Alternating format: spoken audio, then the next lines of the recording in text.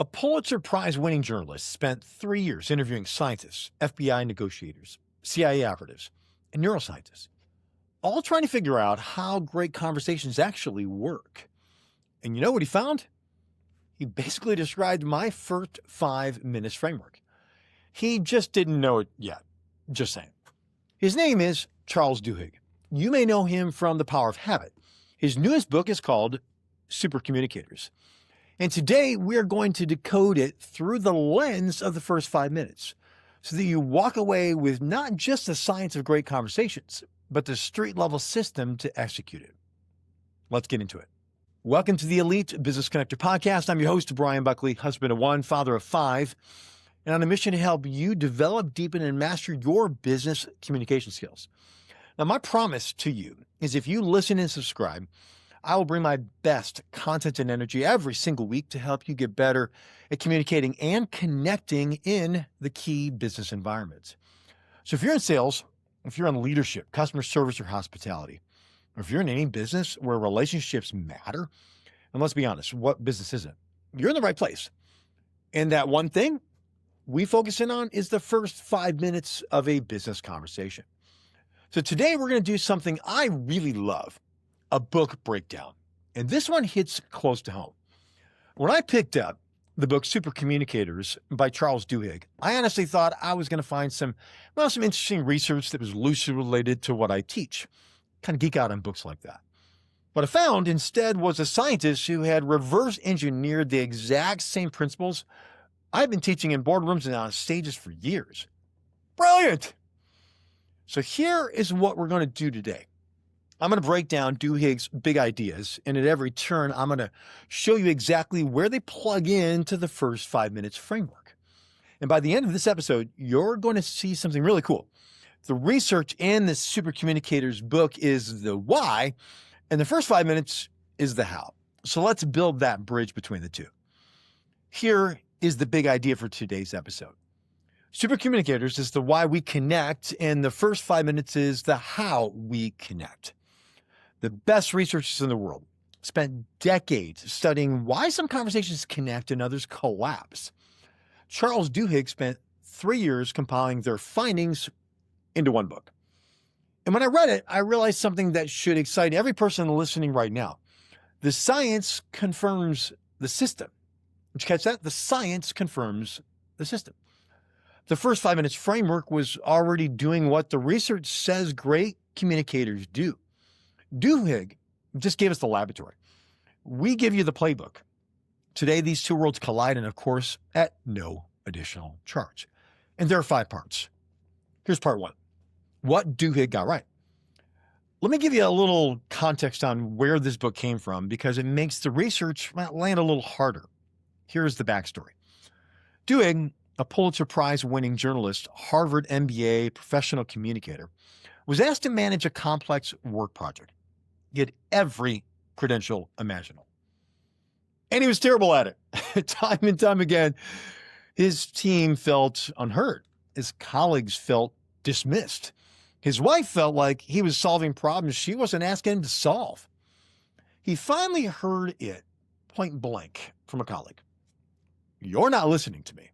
Not, "You gave bad advice," not, "Your plan won't work," just, "You are not listening."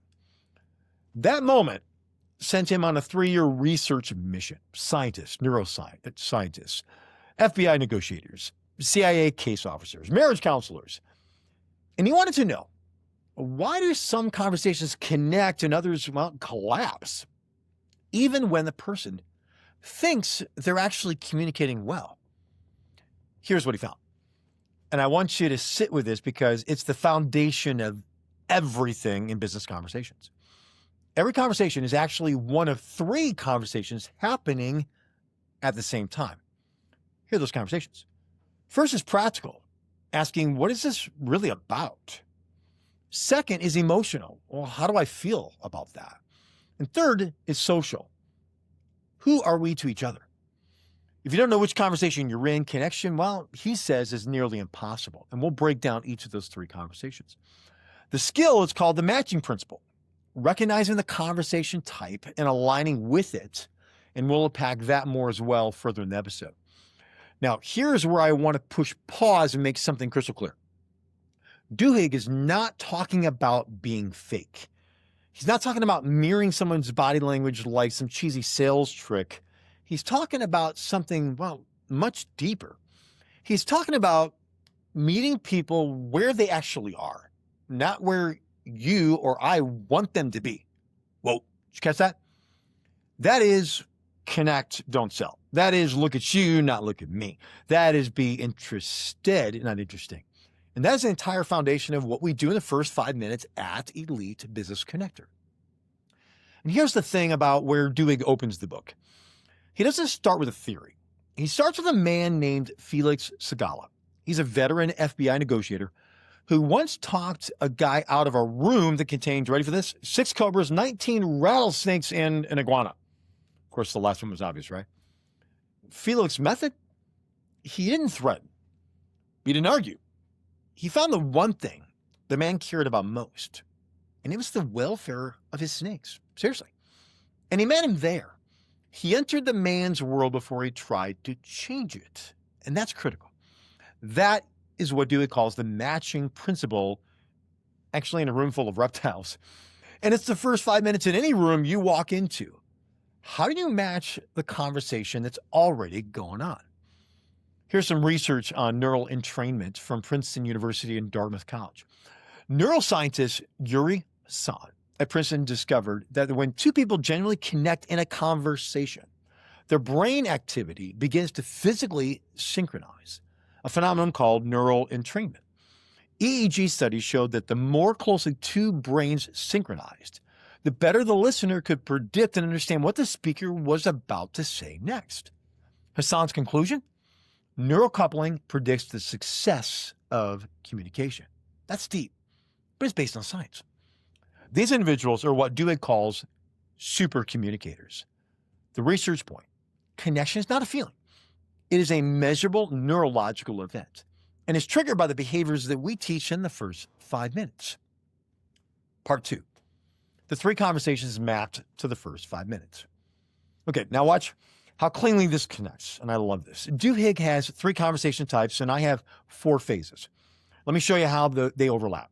And I promise by the time we're done here, you will think differently about every conversation that's going on and how it matches into the first 5 minutes. First conversation, the social conversation. Your first minute, think personal. Duhigg says the social conversation is about who we are to each other.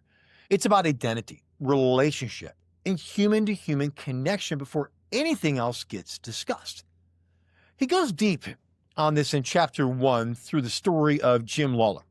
He's a CIA case officer who is failing badly at his job. His assignment was actually to recruit foreign nationals to spy for the United States. Problem? He kept losing. Why? Because he was leading with logic, incentives, and rational arguments. He was in practical conversations. His targets were making decisions based on emotion and identity. The social conversation hadn't been opened yet.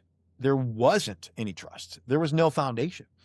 And without that, no amount of data closes the deal, specifically in this situation. Now, the breakthrough came when Lawler stopped performing and he started to connect. He shared his own openness and vulnerabilities. He asked real questions. He stopped trying to recruit and started trying to understand. He eventually became one of the CIA's most effective recruiters, and then he taught others how to do it. That's actually your first minute. The personal phase. Think personal. This is where OQ, observational intelligence, lives. When you walk into a room and you notice the family photo on the desk, or maybe the collage pennant on the door or jersey, using a connection point you found possibly in your pregame before the meeting. You use that connection point. You are opening the social conversation. You're not selling, you're not pitching. You're saying, I see you as a person first. Duhigg's research shows that when people skip this layer and go straight to business, the other person's brain literally stays guarded. But when you open with genuine human connection, something neurologically shifts. The brain activity starts to align with that other person. That synchronization, that's the click. And it almost always happens in the first 60 seconds when you lead with the social conversation. Second conversation is the practical conversation. This is your middle 3 minutes. Think professional, and go all in. The practical conversation is Duhigg's, well, what's this really about layer? This is where decisions get made, options get explored, and purposes get established. And he illustrates this in chapter 2 through a fascinating story. A jury deliberating the case of a man named Leroy Reed, a man with a mental disability charged with illegally possessing a firearm. Now, on the surface, the verdict seems obvious. But one juror, a supercommunicator named John Bowley, recognizes that the jury isn't just deciding a legal question. They're navigating what the conversation is actually about: law, intent, justice, but also personal values and the state of Leroy. He slows the room down. He asks open-ended questions. He surfaces what each person actually cares about underneath the legal language. A sharply divided jury reaches, well, a nuanced, unanimous verdict. Read the book and find out. That is your middle 3, the all-in framework. Ask, listen, learn, going all in. You have to earn the right to go here because you started what? With the first conversation, which is the social conversation. You built the relationship before you started the transaction. Now, the 2QM, 2-question minimum, and locked-in listening both live in this specific area. You're asking, you're listening, and you're learning your way into what this person actually needs. Third conversation, the emotional conversation. And this is your last-minute think problem. This is one most that are in sales skip entirely, and it is the one that, well, costs them potentially the most. Duhigg dedicates 2 full chapters on this. He profiles a hedge fund that embedded a therapist into its operations. Sounds weird, right? Not to counsel employees, but to teach traders and analysts how to have that critical emotional conversation. The firm had noticed that its best performers were not the most analytically gifted. They were the ones who could navigate emotionally charged conversations without shutting them down. They called it emotional agility and decided it was a learnable, trainable skill. He also profiles Dr. Bafar Adai, a prostate cancer surgeon at Memorial Sloan Kettering, who discovered that about 40% of his patients were choosing unnecessary surgery despite his recommendation against it. He gives them the data. He was citing survival rates. He was credentialed. He was prepared. He was patient. And he kept losing. When he worked with a Harvard business professional, this professor helped him to analyze the conversations, the consultants, and they realized the problem. His patients didn't need more information. They needed their fear acknowledged first. The emotional layer had to be open before the practical one could land. Now, this is your last minute, the problem phase. Not the problem they necessarily tell you about. That's important. It's the problem that they feel, the one that bothers them, potentially keeps them up at night. It's the one that, if you can name that, potentially before they even do or use their language, makes them say, this person gets it, and it separates you from the competition. It's confirming the actual problem. Here's the key, both extrinsically, but also intrinsically, external and internal. And locked-in listening is how you get there. You're not waiting for them to just finish so you can respond. You're listening to understand what is underneath what they are saying. The point? There are 3 possible conversations: social, practical, emotional. And a super connector, aka an elite business connector, both recognizes which conversation they're in at the moment and how best to navigate and leverage those conversations. Part 3. Here's the preparation principle. This is your pregame and 5 before the fight. Here is one of the most important things that Duhigg says in his entire book. He says that the best communicators don't just react to the conversation. They actually prepare for it. And this is where I want to build on what Duhigg found, because this is the piece that I found most people skip, even people who understand the 3 conversation types. Knowing the framework doesn't help you if you walk in cold. You have to orientate yourself, if possible, before you walk in the door. Duhigg connects this in chapter 7. where he actually digs into how Netflix, a company that's famous for radical candor and unfiltered debate — I didn't know that until I read this book.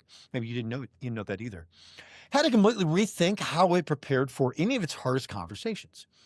Their VP of Inclusion Strategy, Verna Myers, she developed a system and a framework for conversations about race, equality, identity, that the company's existing culture was completely unprepared for. And the foundational step in her framework was this: before you end the conversation, establish its purpose. And what kind of conversation this needs to be. Now, get your own head clear before you open your mouth, was her point. Duhigg also cites the research on pre-conversational goal setting. When employees at a company were asked to write down what they hoped to accomplish in a meeting before the meeting started, just these 30 seconds of intentional setting goals, these verbal arguments in those meetings dropped by nearly 80%.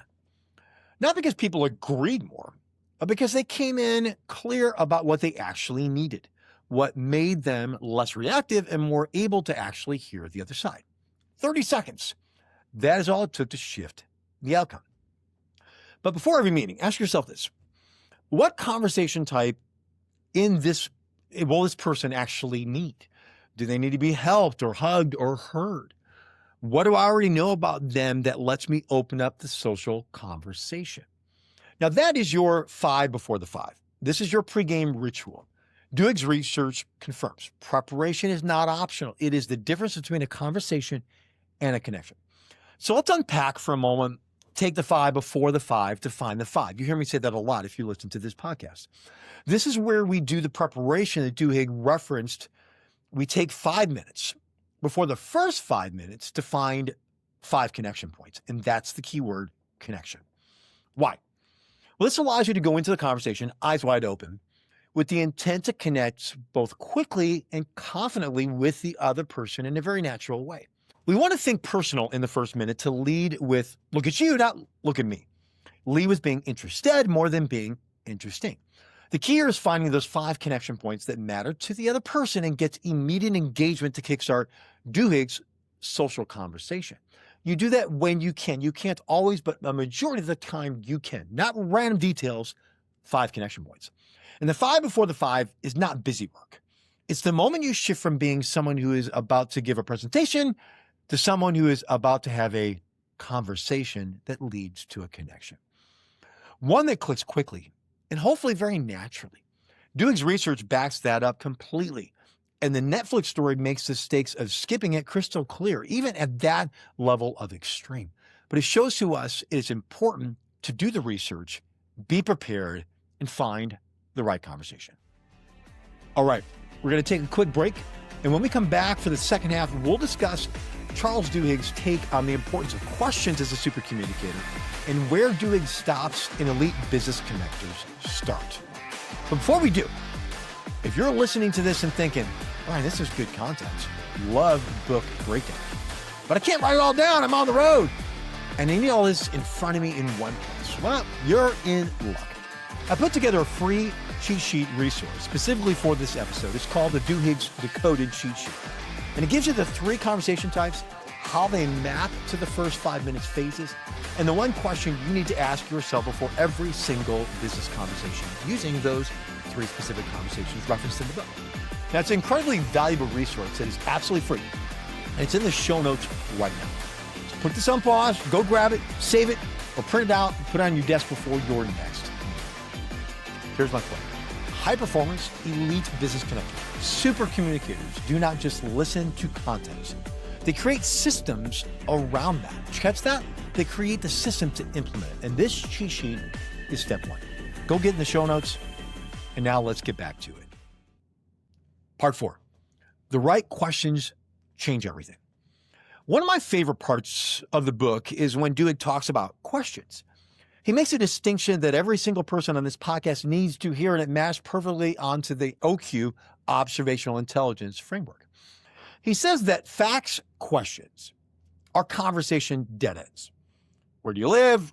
Where'd you go to college? What do you do? Decent questions, but they're closed doors. They give you data. They don't get you connection.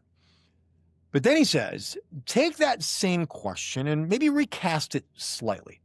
Instead of where do you live, ask, well, where do you love about where do you live? Instead of what do you do, maybe ask, what's the best part of your work right now? Suddenly, you are not collecting facts. You're inviting someone into a real conversation. You're pulling for values, maybe their beliefs or experiences. That stuff that actually connects people. Do you see what he did here? He didn't make questions optional. It's not if, but when. When you ask a question, don't close door questions that give you data only, but change the question ever so slightly to open real conversation. And he grounds this principle in chapter 3 through a psychologist named Nick Epley at the University of Chicago, my hometown. Epley had spent years studying why people are so reluctant to ask deeper questions. Now, his hypothesis was that people assume vulnerable, personal questions will be awkward. They'll make the other person feel uncomfortable. That they'll actually shut the conversation down instead of the goal of opening it back up. So he tested it. He developed what is called the Fast Friends procedure, a set of 36 increasingly personal questions that escalate from, well, light surface inquiries to genuinely vulnerable ones. He has in 3 different levels. Things like, what would constitute a perfect day for you? Building towards to the extreme of, when was the last time you cried in front of another person? He had pairs of strangers work through these questions together in a 45-minute session. The results were extraordinary. Pairs reported feeling genuine closeness, the kind normally built over months or even years, after a single 45-minute conversation. Some pairs actually reported akin to feelings of love. And the consistent driver of that closeness was not necessarily the answers. It was the act of being asked, being invited in to that conversation. And if you're curious of the exact 36 questions, which I was, I'll have a link in the show notes. Studies like this intrigue me. Now, back to Epley. What he found was that deep questions are almost never as awkward as we fear that they will be. In fact, they're almost universally more welcomed than small talk. Why? People are actually starving to be asked something real, something about them that they care about. Sound familiar? It's OQ, observational intelligence. It's asking good questions. And this is leveraging every moment to notice something in someone to build a question in a better way than asking questions.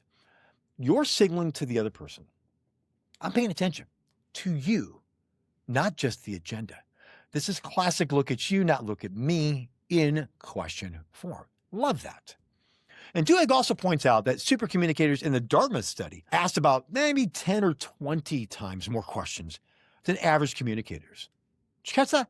10 or 20 times more questions than the average communicator. Now, not because they ran out of things to say, but because they understood something most people never figure out. And this is why you're listening to this podcast. The most powerful thing you can do in any conversation is to make the other person feel like the most interesting person in the room. Let that sit. For all you naysayers on your concern about asking too many questions and making people feel like they're being interrogated, Duhigg literally proves the opposite and how supercommunicators literally go to the other extreme. And the result? A better and deeper connection. Something you can't question. Do you see what I did just right there? Can't question about asking questions. Anyway, I digress. I love this point in the Supercommunicators book, since I'm a big proponent of asking questions with the purpose of what? Connection, especially in the first 5 minutes. And Duhigg has the research to prove it. Booyah! That is OQ. That is 2QM, observational intelligence, 2-question minimum. It's asking curious questions, continual questions, and clarifying questions. And that is the entire question philosophy of the first 5 minutes. And now you have the neuroscience to back it up. Part 5, last part. This is where Duhigg stops in the book and where elite business connectors start. Here's the honest truth about the book Superconnectors, and I say this as someone who generally absolutely loved the book. Duhigg is exceptional at the diagnosis. He'll tell you what kind of conversation you are in. He tells you why it matters. And the science is rock solid. The stories, well, they're compelling, and the research is, well, it's just airtight. The science is also airtight. And the stories are compelling, and the diagnostic is excellent. Need I say more? But when it comes to how, specifically how to execute in a live business conversation in real time, well, that's where the book runs a little thin. And to his credit, or I should say his defense, Duhigg would probably agree. Why? He's a researcher and a journalist, not a practitioner. He does have just one Pulitzer Prize on me, so I'm going to give him that one. But the practitioner part, the now I know why, but how, that's our lane here. He built the why. The first 5 minutes is the how. Duhigg, 3 conversation types to recognize. The first 5 minutes, 3-phase framework to execute them. First minute, middle minutes, and the last minute. Duhigg has the matching principle, align with the conversation. First 5 minutes, pre-game, take the 5 before the 5, define the 5. Prepare to align before you walk in for that social conversation. Duhigg's point, ask better questions. First 5 minutes, OQ plus 2QM is the specific question system to do those better questions. Duhigg, listen to understand. First 5 minutes, locked in listening, and listening posture to learn for now and for later. Duhigg, navigate the emotional layer. First 5 minutes, that's the last minute, think problem. It's a dedicated phase for the real issue, both extrinsically and intrinsically. Duhigg gives you the map. First 5 minutes gives you the GPS. He tells you the train. We tell you the turn-by-turn navigations. Do you see how they align? Let me give you some closing thoughts. Here's what I want you to take away from everything we covered today. Charles Duhigg is one of the best researchers and storytellers in the business book world. And he spent 3 years confirming something that the best communicators, the real ones, not the ones who just talk well, have always known. Connection is not an accident. It's a decision, and it's a skill. It's a science and an art. And the research on neural entrainment tells us that when two people truly connect, their brains physically align. I find that fascinating. And the research on the Fast Friends procedure tells us that vulnerability creates closeness faster than anything else. And there's a way to do that consistently. Every single one of those findings points to the same conclusion. You cannot connect if you lead with your agenda, making it about you, the name on your jersey, the name on the back of the jersey, your name. You connect when you lead with their world. This look at you, not look at me. That is the first 5 minutes. And that is where we've been building this entire podcast around. Now, here's the two-front honesty, because well, that's how we do things here. Front one, Duhigg's research is genuinely excellent. Read it. The science is real. The stories, man, they're very compelling. It's a great audiobook. And the framework is worth understanding. It'll make you a better thinker about conversation. And front two is this. Reading is not going to be enough. Knowledge without a system is just interesting information. You can read every study published and studies on swimming and still drown the first time you jump in the deep end. You need the strokes, you need the reps, you need the system. The first 5 minutes is the system, the pregame, the 3 phases, the OQ, nailing the name, the all-in framework, the last minute. That is how you take everything Duhigg confirmed and turn it into something executable in every business conversation. Read the first 5 minutes book. Then read the first 5 minutes book. Or if you're more inclined to read my first book, Elite Business Connector, I'll let that slide around every single time. So as we close, here's some action items. 3 things. Write them down or pull up that free cheat sheet resource because they're your next meeting moves. Action 1, run the 30-second pregame diagnostic before every meeting this week. Before every meeting, every single one. Just take 30 seconds and ask yourself, that core diagnostic question. Does this person need to be helped, hugged, or heard? And what do you mean by that? Helped means they want a practical conversation. They need a solution, a decision, a direction, and where to place that practical conversation. Hug means that they need an emotional conversation. They need to feel understood before they can receive anything else. Disclaimer, don't actually do the hug. That would be awkward. And heard means they want a social conversation. They need to feel seen as a person before they can trust you with the business. And often that's the one you lead with. And you're using those connection points. Second action item. Kill one fat question and replace it with an OQ. Identify one question you can ask on autopilot. Something that you can change and make it more meaningful than just the average, how are you, how long you been in work? Make it matter. And action step number 3. Practice one round of what he calls looping for understanding. In your next client or prospect conversation, when someone tells you what they want, Don't just respond with a solution immediately. Not just yet. Ask them just another question, 2QM.